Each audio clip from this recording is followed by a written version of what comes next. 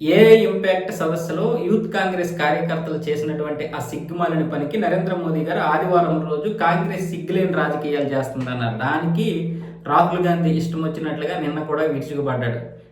సిగ్గుండాల్సింది మాకు కాదు, మీకు ఉండాలి మోదీజీ. మీ యొక్క పేరు ఎఫ్స్టీన్ ఫైల్స్లో వచ్చాయి, మీ మిత్రుడి పేరు వచ్చింది అనిల్ అంబానీ, అలాగే అదాని కూడా కేసుల్లో ఇరుక్కున్నాడు అమెరికాలో అన్న విధంగా మాట్లాడాడు. పైగా మీరు ఈ ట్రేడ్ డీల్ వల్ల అమెరికాకి తాకట్టు పెట్టేశారు భారతదేశాన్ని.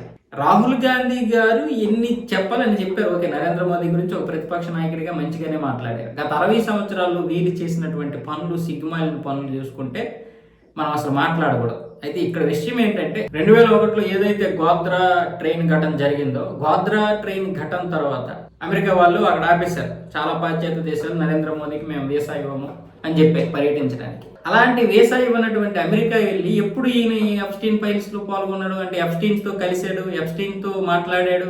ఒకవేళ నరేంద్ర మోదీ పేరు నిజంగా అందులో ఉన్నా, నరేంద్ర మోదీకి సంబంధం ఉన్నా ఈ రోజు ట్రంప్ పూర్తిగా అణిచేస్తాడు. లేదా దానికి ఒకవేళ నరేంద్ర మోదీ లొంగకపోతే దేశమే నా ప్రయోజనం, నా పరువు పోయిన పర్లేదు అనుకుంటే ఎప్పటికి పరువు తీసేసేవాళ్ళు. ఇప్పటి వరకు అవుతారా?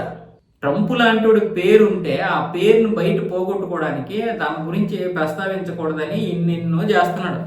దాని గురించి మాట్లాడడం చేత కాదు. నీ మిత్రుడే కదా ట్రంప్, నువ్వు అక్కడికి వెళ్ళి మాట్లాడుతావు కదా, అమెరికా నాయకులతో కలిసి దేశం గురించి చెడ్డగా చెప్తావు కదా, దేశ వ్యతిరేకంగా. నువ్వేం మనిషివో ఏం ప్రతిపక్ష నాయకుడివో అర్థం కాదు.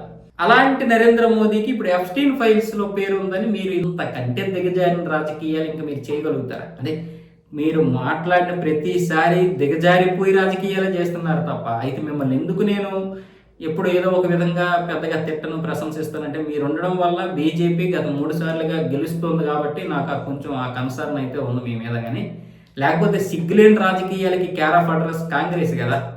పోనీ స్వతంత్రం వచ్చాక కాదు, స్వతంత్రం రాకముందు నుంచే సిగ్గులేని రాజకీయాలకి ఒక కేర్ ఆఫ్ అడ్రస్ కాంగ్రెస్. అలా చెప్పుకుంటే పోతే అక్కడ 35 లక్షల పేజీలు, మీకైతే 35 కోట్ల పేజీలు అవుతాయి. ఈ దేశాన్ని మీరు తాకట్టు పెట్టేసే విధంగా మాట్లాడినటువంటి మాటలే కాదు, చర్యలు.